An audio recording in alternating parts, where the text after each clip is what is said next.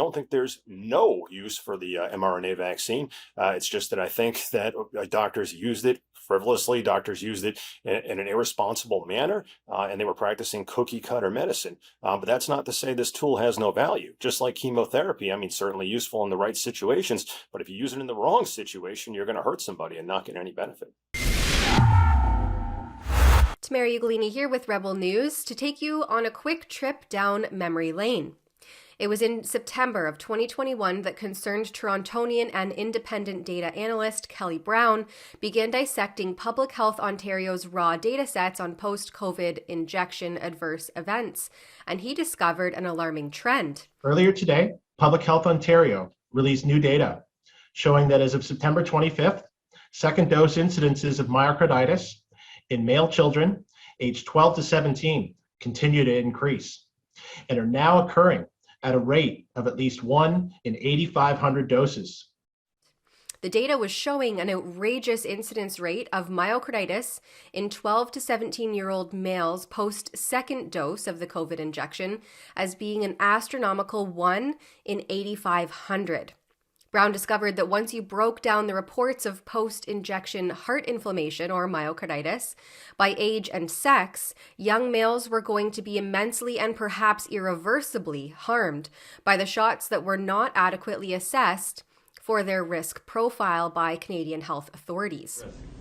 The risk, there's always a risk to having any therapeutic versus a benefit. You want to make sure there's a very strong benefit versus the risk. If for an 18-year-old healthy individual, the risk to getting hospitalized if we have no underlying medical illness is very, very low. We know there is a risk, a very small risk, 1 in 5,000 that may get myocarditis, for example, and you'd have to have that discussion on the risk-benefit of a complication from the vaccine versus a benefit of decreased hospitalization. And now, nearly 3 years post-rollout of the novel injections, tangible studies and data is being collected and analyzed that show that Brown was correct all along. And it's being highlighted now on a much larger scale.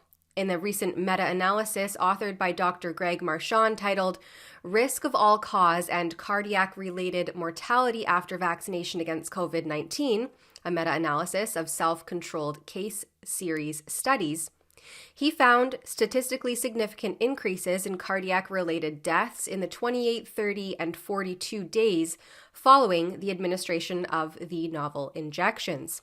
Joining me now to discuss this analysis is Dr. Marchand himself. Check it out. I'm Dr. Greg Marchand. I'm dual board certified in both obstetrics and gynecology and minimally invasive gynecologic surgery. And I'm director here at the Marchand Institute for Minimally Invasive Surgery. Here we do a lot of research on a lot of topics. We have over 100 peer-reviewed articles. We're very, very excited about this latest article. This is a meta-analysis combining all of the self-controlled case series on the topic of COVID vaccination relating to all-cause mortality, as well as cardiac-related mortality. So it's a very exciting topic, and we had some pretty remarkable results. So something we're really excited about. Now, the impetus for going ahead and running this study, that really came from our previous COVID papers.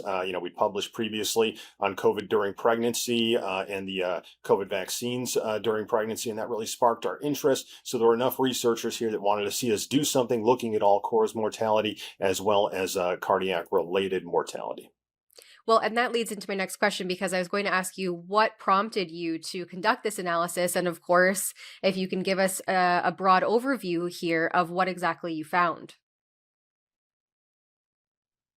Sure. So the findings were very remarkable. One thing we found was that there was no change in the all-cause mortality as far as people who got the vaccine and people that didn't get the vaccine.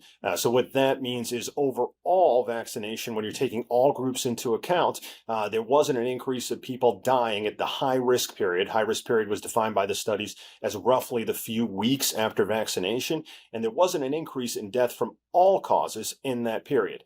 But then when we narrowed it down to just cardiac-related deaths, we found there was a small but statistically significant increase, and that increase was present for all people for cardiac-related deaths, but it was even more present when we did a further subgroup and just looked at males. And this was really remarkable to our group. It's a finding we didn't all think we were going to find when we compiled all of the self-control case series on this topic. So we found that pretty interesting.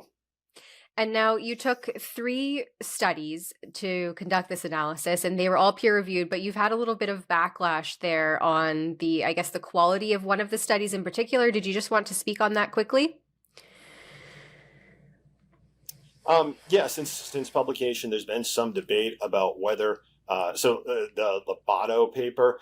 So Joseph Lobato is the Ron DeSantis' attorney general in Florida, and his data was published in a official communication or official publication of the Florida Board of Health.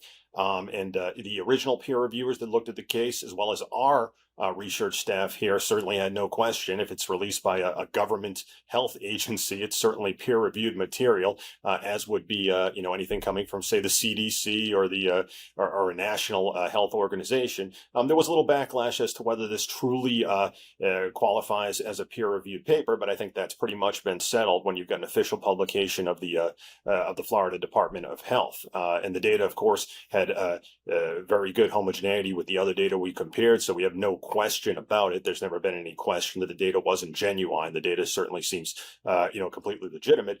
So our staff had no trouble using it, and we're very proud and stand behind all those results. Now, I find it interesting a little bit that you didn't find an increase in all-cause mortality, because repeatedly we hear that all-cause mortality is through the roof, and kind of post 2021 especially, it seems that there are increases, unnatural increases in all-cause mortality.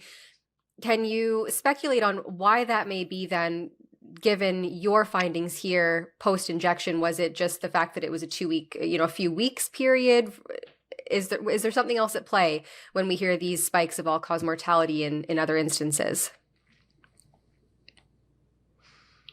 So what you're seeing there in that statistic is really the fact that for some populations, the vaccine is protective, and then there may be other populations where the vaccine is not giving a whole lot of protection. Those people could be healthy enough to survive COVID without needing vaccination, and there may be a harm to those populations that then outweighs that. And this comes back to the original question, something that really bothers me deeply, and probably the reason that the public lost so much trust in physicians during this COVID crisis. And that's physicians doing what I call cookie cutter medicine. Physicians either saying that everybody needs to receive the mRNA vaccine, or alternatively, nobody needs to receive the mRNA vaccine. Both of these are false statements. If your doctor has a cookie cutter opinion like this, I'll tell you right away, you need to get a new doctor.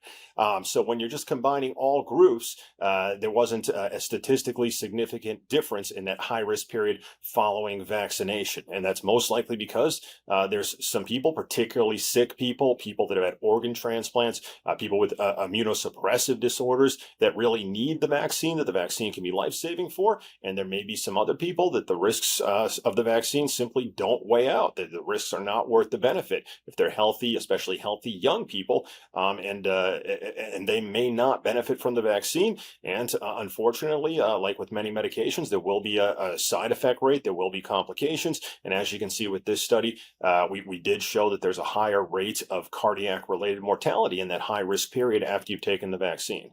So I hope that physicians in the U.S. see this study as a call, that the amount of counseling that they need to give patients who are considering either the first vaccination or a booster vaccination needs to increase. They need to look at every patient on an individual basis, doing physical exams, looking at their history. There is no cookie cutter medicine that you can use right here. And if you are, there's a good chance you're going to hurt somebody. So that's really the summation of what you're seeing there, of why when you combine everything, there's not a specific overall effect for all-cause mortality. But you have to remember that what we're going to be limited by here is what we can ethically do as far as research. So when you're researching a vaccine, it's not like you can just go ahead and run a randomized controlled trial where you're going to force half the people to take an experimental vaccine and not give it to the other half, and see what complications and see who survives. You really can't do that ethically with a vaccine like this. So we're having to depend on data such as these self-controlled case studies to give us more information. And self-controlled case studies are a very good tool for this. They do have that very big benefit of canceling out for comorbidities since you're using each patient as their own control. So it is a very good way to look at this. And this is certainly more evidence for the fact that there is a risk of cardiac-related death following mRNA vaccination.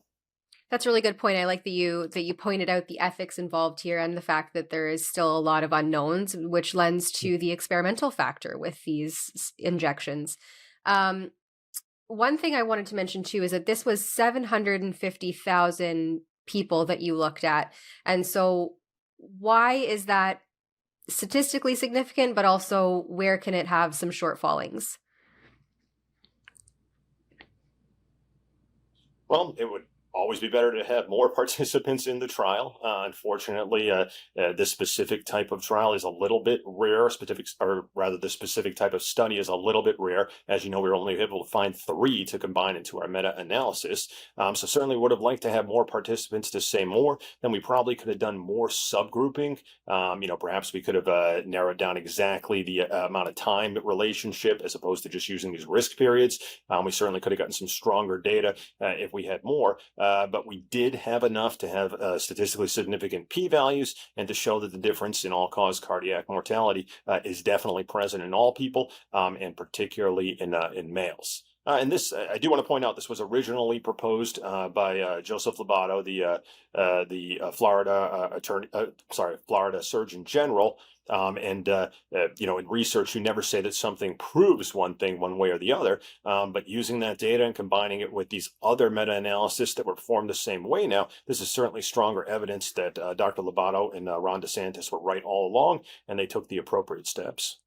It's certainly a cause for concern. And now, just in closing, I couldn't help but notice the first sentence of your introduction here. It says, severe acute respiratory syndrome, or SARS-CoV-2, vaccination is a crucial prevention method that has helped to control the COVID-19 pandemic. Given that we know that it doesn't stop transmission or infection, and your meta-analysis here, why did you make that claim in the first sentence? Well, because the vaccine is not worthless, particularly in the early stages of the pandemic. It was very successful in helping populations that were elderly, populations with comorbidities such as severe heart and lung disease, and probably did save lives. So I don't think there's no use for the mRNA vaccine. It's just that I think that doctors used it frivolously. Doctors used it in an irresponsible manner, and they were practicing cookie cutter medicine. But that's not to say this tool has no value. Just like chemotherapy, certainly useful in the right situations, but if you use it in the wrong situation, you're going to hurt somebody and not get any benefit. Sorry, I know I also said in closing there, but I did have one final question for you, and that's in relation to, we've seen repeatedly that health authorities have made this assertion that post natural infection myocarditis incidences are more severe or more likely to occur than post-vaccination myocarditis. And I know that this meta-analysis didn't look at that specifically, but can you speak on whether or not that is an accurate claim to be making? Yeah, absolutely. I've heard that claim as well, that some people practicing cookie cutter medicine, again, have just said, well, the myocarditis will be worse if you get COVID, so why not just get it anyway? And no, unfortunately, our study didn't have data to make a decision or make a to give evidence as to that. And there is no study that I'm aware of that has given evidence as to that fact, as to which is worse. You'd have to factor in the fact that if you decide to get the vaccine, you're going to get it. And that if you decide not to get the vaccine, you may or may not get COVID. But no, anyone who's telling you that they know for a fact that COVID myocarditis is going to be worse than the myocarditis that any one person might get from an mRNA vaccine is lying to you, because that evidence just doesn't exist yet. And I look forward to future studies that can bring that evidence to us. The trajectory of the rollout of the novel injections and trust in the merits and capabilities of public health could have, and arguably would have, been entirely different if health authorities had have upheld the individualized care as discussed by Dr. Marchand. Had they have reined in their hysteria and took an evidence-based approach instead of knee-jerk reactions to quelling the seas of pandemic pandemonium, then the cookie-cutter approach to medicine, the fallout of the destructive vaccine passport system and coercive government-sanctioned tactics like vaccine mandates could have been entirely avoided, especially for men in their prime, the ones most at risk of post-injection myocardial death. For Rebel News, I'm Tamara Ugolini. All across Canada's socialized medical system, there have been clear instances of medical coercion, and it became most evident when those seeking organ transplants were denied or removed from the recipient list when they failed to comply with a 2-dose COVID vaccine mandate for them and sometimes even for their family members. It's why we've launched a website and email blast campaign at organsnotcoercion.com. If you appreciate our reporting on this topic, then please consider chipping in to help fund our journalistic efforts while you check out our reports and sign the petition at organsnotcoercion.com. Thanks for your support.